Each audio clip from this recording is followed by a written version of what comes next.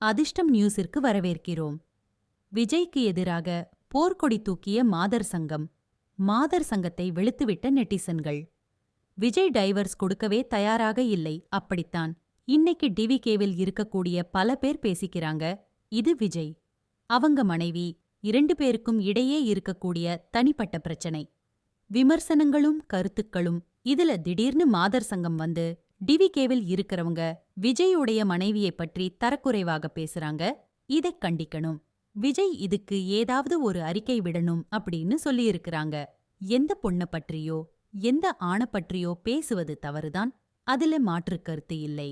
ஆனால் விஜய் அவங்க மனைவி 2 பேருக்கும் இடையிலான பிரச்சனையை வெளியிலிருந்து யார் பேசுறாங்களோ அவங்க மேல காவல்துறை நடவடிக்கை எடுக்கட்டும். இதுல யாருக்கும் மாற்றுக் கருத்து இல்லை.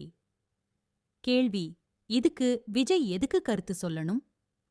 மற்றொரு கேள்வி: அதே மாதிரி விஜயை தரம் தாழ்த்தி விமர்சிக்கிறாங்களே, அவங்கள ஏன் மாதர் சங்கம் கண்டிக்கவில்லை? தமிழ்நாட்டில் 2 வயது குழந்தை முதல் 70 வயது பாட்டி வரை இன்னைக்கு என்ன நடந்துகிட்டு இருக்கு அப்படிங்கிறது தெரியும். அதற்கெல்லாம் மாதர் சங்கம் எத்தனை தடவை குரல் கொடுத்தது?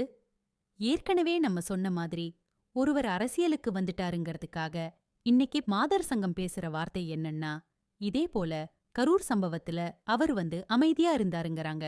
எதுக்கும் இவங்க முடிச்சு போடுறத பார்த்தா இவங்களுடைய உள்நோக்கம் நல்லா தெரியுது. அரசியல் சாயம் வெளியில. பெரும்பாலான மக்கள் இது 2 பேருக்கும் இடையிலான ஒரு பிரச்சனை. இதுக்கு அரசியல் சாயம் பூசுறது யார் பேசினாலும் அது தப்புதான்.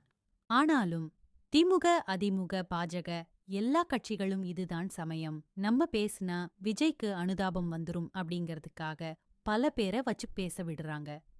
நிலைய வித்வான்கள் நிறைய பேர் இத பேச மாட்டோம்னு சொல்லி பின்னால இருந்து நிறைய பேரை பேச வைக்கிறாங்க.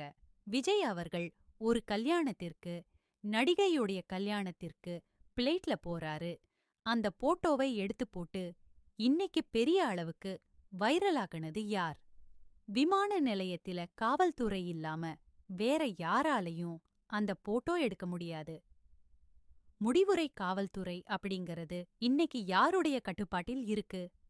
அப்ப நீங்க அத்தனை பேரும் உத்தமர்தானா சொல்லுங்கள் அப்படிங்கிற வரிதான் ஞாபகத்துக்கு வருது. இன்னைக்கு இருக்கக்கூடிய அரசியல் கட்சி தலைவர்கள்